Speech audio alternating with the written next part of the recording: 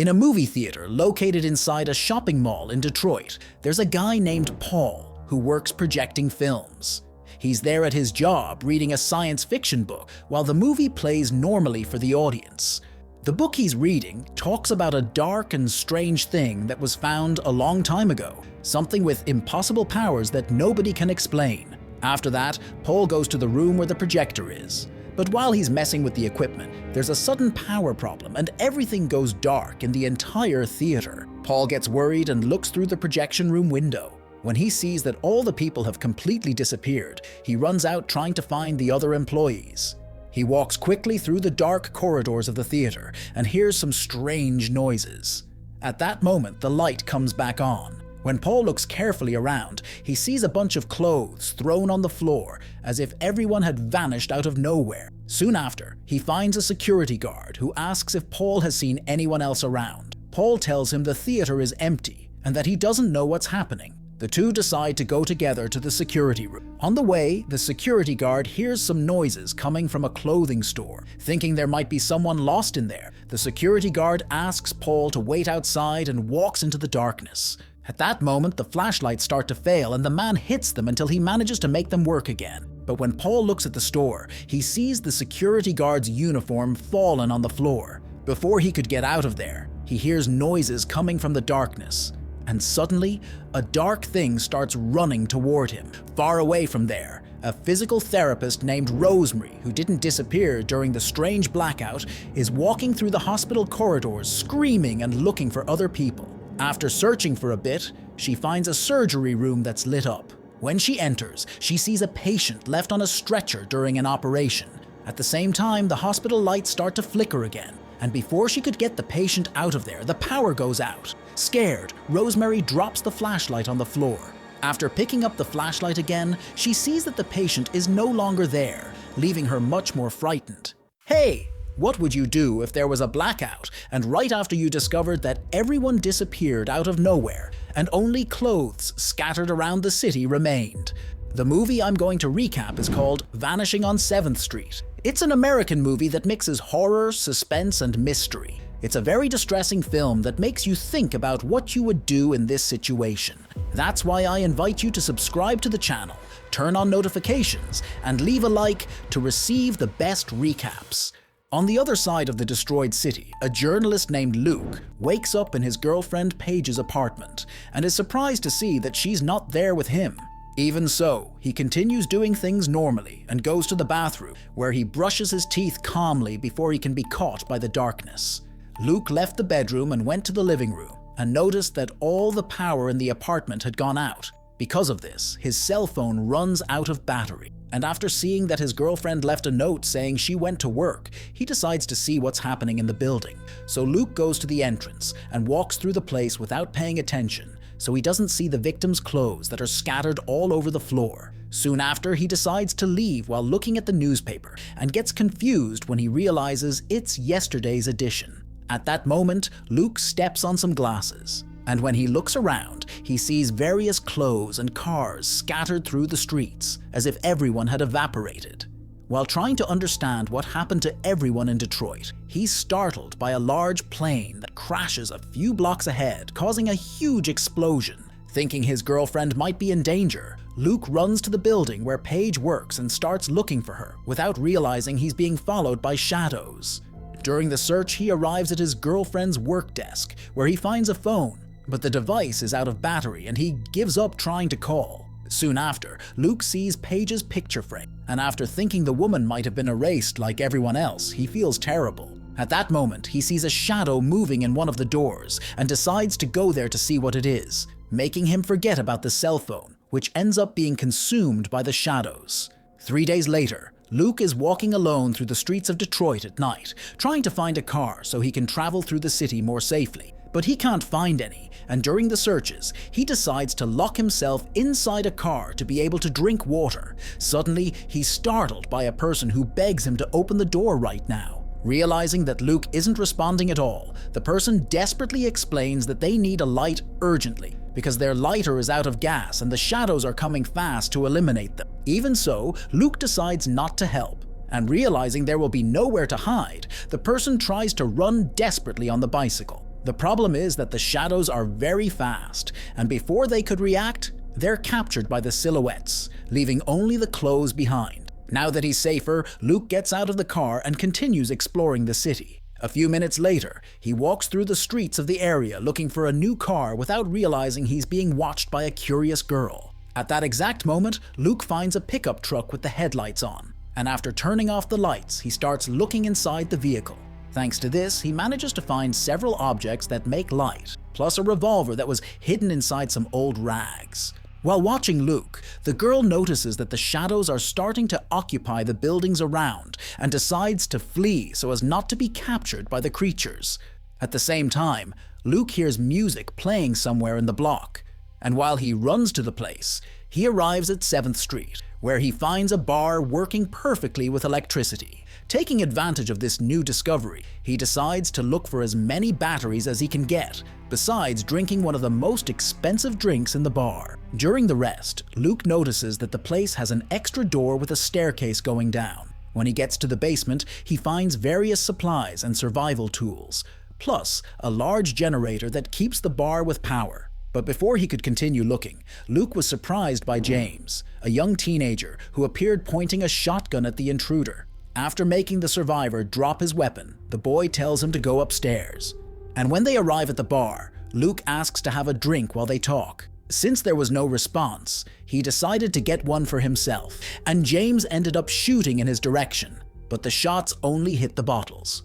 Irritated, Luke tells the boy to get it over with once and for all, but realizing that the boy is afraid of being alone, he decides to sit down so they can talk better. Luke says he's happy to find another survivor in such an empty and lonely world and says they can start working together to face the threats of the apocalypse. A few minutes later, James reveals that his mother was one of the bar's employees and had left a few minutes earlier to check a light coming from the church.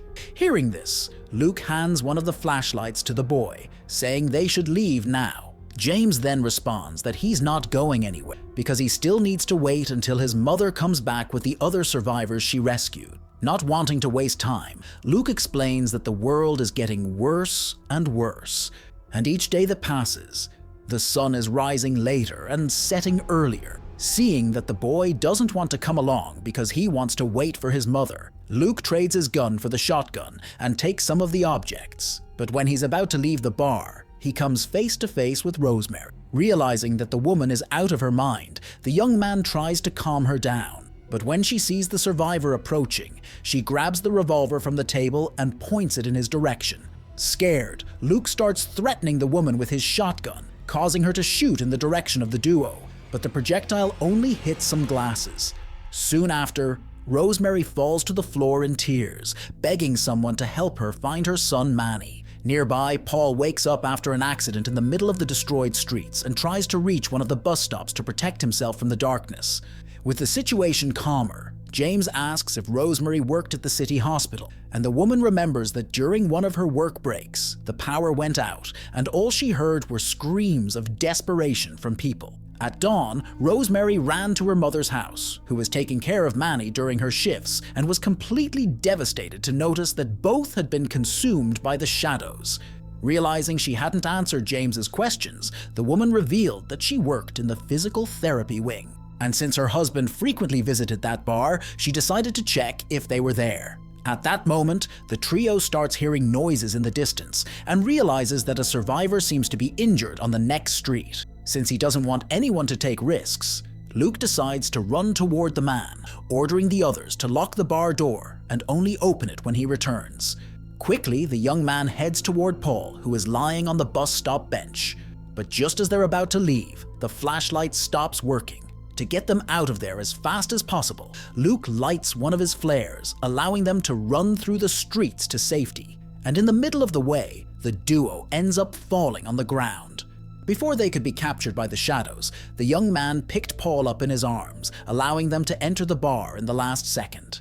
Sometime later, Paul wakes up in the bar with the electric lights on. Rosemary is taking care of him because he has a serious blow to the head. Paul tells that he was attacked and taken somewhere in the shadows for 3 days. He describes that he heard whispers and voices, but didn't see faces, only shadows. He tried to scream, but no sound came out. Meanwhile, Luke is taking care of his own injured ankle when he notices that the bar's lights start to weaken. The generator is running out of fuel. Rosemary shows a bag full of chemical glow sticks that she collected. She says that batteries don't last at all, but glow sticks work better. She puts a green glow stick around James's neck. Paul gets much more nervous and agitated and starts desperately creating theories about what might have happened. He lists various possibilities: flesh-eating bacteria, nanotechnology, particle accelerator accident, parallel universes, neutron bombs, gamma-ray bursts, alien abduction, singularities, wormholes. But he states that the math doesn't add up. None of this explains why some people disappeared and others didn't. Rosemary gets distressed thinking about her son, Manny, who is only 9 months old. Paul tells a very scary and disturbing story about the lost colony of Roanoke, an island located in Carolina where exactly 117 English colonists mysteriously disappeared in the year 1587 without leaving any trace of what could have happened. The only clue they left behind was a strange word carved on a wooden post: Croatoan. He says that maybe this is a sinister warning, like an error message that the computer gives moments before it completely freezes and stops working. Rosemary suggests that maybe this is a punishment, that they were left behind for some reason. Paul agrees, saying that everyone has done bad things in life and hurt people. Luke gets irritated with this religious conversation and says that God closed the doors like everyone else. This makes Paul even more nervous, and he has a crisis. James calms Paul down while Luke explains that he needs to go get the battery from the pickup truck he found.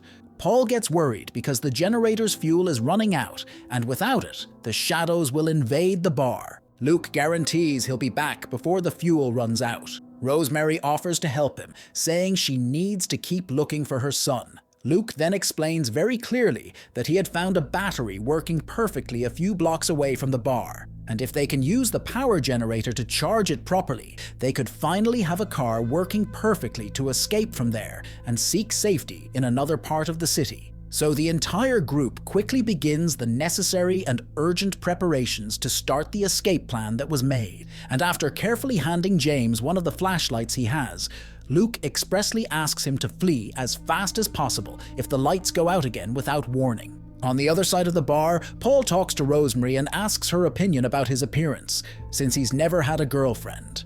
Realizing that the movie theater employee seems to be in love with her, the doctor is happy, and before leaving, she decides to kiss the man, who asks her to stay safe while she's out there. Soon after, the survivors set off looking for the abandoned truck. Without wasting time, Luke asks the woman to help him, and the duo starts pushing the vehicle toward the bar. Meanwhile, James tries to lower Paul's fever, while he starts losing consciousness because of the injuries. After being woken up once again, Paul asks James to turn on the music box, but as soon as he hears the sound, the boy enters a hallucination and is awakened by Paul, who screams for help so he can help. James decides to go to the bathroom to get water, and at the same time, the bar's power starts to fail, causing a blackout. Because of the ankle injury, Luke ends up feeling a very intense pain in his injured leg and says he needs to stop for a few seconds until he recovers enough energy to push the heavy car again. During the forced stop, the duo realizes with horror that the flashlights have completely run out of battery, inexplicably, and can't understand how this happened, since they had changed all of them just a few minutes ago with totally new batteries. At this critical moment, Rosemary sees a small girl looking at them from afar and believing she might be in imminent danger. The woman screams desperately for her to come to them now. But when she sees the gigantic and threatening darkness that is rapidly approaching, the girl runs away terrified without looking back. And no matter how much he tries to run after her, Luke ends up falling to the ground. Quickly, he screams for the woman to turn on the headlights, saving him from being eliminated in the last second. After rescuing her friend, Rosemary takes Luke back to the vehicle to recover. Despite the huge blackout, Paul wasn't attacked by the shadows, and realizing that none of the silhouettes seemed to be walking around there, he decided to look for James. Realizing that the boy might have been eliminated, Paul screams for him in desperation, and during the search, he reaches the basement, where he sees a door that opens by itself. Soon after, Paul hears James's voice calling him, and decides to enter the tunnel looking for his friend. Among the neighborhood streets, the duo of survivors realizes that the silhouettes are getting closer and closer, and they try to improvise a torch with car parts. But Rosemary realizes she forgot the lighter in the bar, and so they won't be caught. She helps Luke get up and heads toward one of the buildings. When he realizes that one of the doors is locked, Luke uses the shotgun to break the lock, allowing them to enter the room. Thanks to this, Rosemary finds a box of matches, and after lighting the torch, they manage to scare away the silhouettes. Luke then asks how the woman knew about where the matches were, since she didn't work there, and she responds that she smoked a lot and only stopped when she found out she was pregnant. At the same time, Paul continues hearing James calling him non-stop, but when he reaches the end of the tunnel, he discovers it's a fake door. Irritated, Paul hits the wall non-stop, and before he can escape, he's surrounded by one of the silhouettes, which manages to turn off all the lights and capture the target. Soon after, the power in the bar started to come back, and when James returned to the table, he saw Paul's clothes fallen on the pool table. In the building, Rosemary remembers that the place has stocks of disinfectants and asks Luke to wait there while she goes looking. During the search, the woman starts hearing a baby crying and hypnotized by the noise, drops the glow stick and goes outside. By doing this, Rosemary sees a baby carriage stopped in the middle of the street. But as soon as she approaches, she realizes it's nothing but a trap. Luke then realizes that his friend is taking too long and runs to see what's happening, allowing him to see the moment when the woman is eliminated by the shadows. He also discovers that the victims also transform into the silhouettes that walk through the city. And so he won't be next. He pushes the truck toward the bar as fast as possible. Meanwhile, James realizes that the bar's power is about to run out, so he runs to the basement to protect himself from the monsters. At that moment, the boy starts hearing his mother's voices. But before he can be captured, Luke appears and says it's time to leave. Devastated by having lost two of his companions, the boy despairs and is calmed by Luke, who asks him to stay in the car while he turns on the generator. Without wasting time, Luke runs to the basement. And after starting it a few times, they manage to turn on the vehicle, allowing the duo to escape from 7th Street safely. Minutes later, Luke concludes that he needs to close the hood to be able to drive and asks James to keep his foot on the gas so the pickup won't turn off. But as soon as Luke does this, the boy realizes they're facing the church his mother had talked about and is desperate to find her. Because of this, the boy runs and abandons Luke, making him irritated and deciding to leave alone. Before he could leave the city, Luke saw a strange word written on one of the bridges and remembered it was the same acronym that Paul had seen in the science fiction storybook. Inside the church, James walks toward the altar and starts calling for his mother. At that moment, one of the silhouettes tries to approach the boy from behind. But before he can be eliminated, he ends up being saved by Luke, who appears and destroys the church entrance with the vehicle. Even so, James states he just heard his mother's voice and runs toward the candles, being chased by the survivor. But before he could reach the boy, Luke realized that the headlights had gone out, causing him to be eliminated at the same instant without being able to react. Scared, James declares that he doesn't want to be erased, and because of all the panic he's feeling, he ends up fainting. Hours later, the city is finally illuminated by daylight, and James is surprised by the mysterious girl who survived thanks to the lights on her shoes. The girl reveals that her name is Brianna, and after introducing themselves, the two go out, where they see the sheriff's horse, which has some neon ribbons on its legs. Now that they're safe, the duo rides through the city looking for shelter. And after a few minutes, night starts to appear with all the silhouettes preparing to feed on new victims in the darkness. And that's how the movie ends. What score would you give this movie? It's a very tense film that leaves you thinking about what you would do in this situation. Don't forget to turn on notifications to be notified of new recaps. So until next time,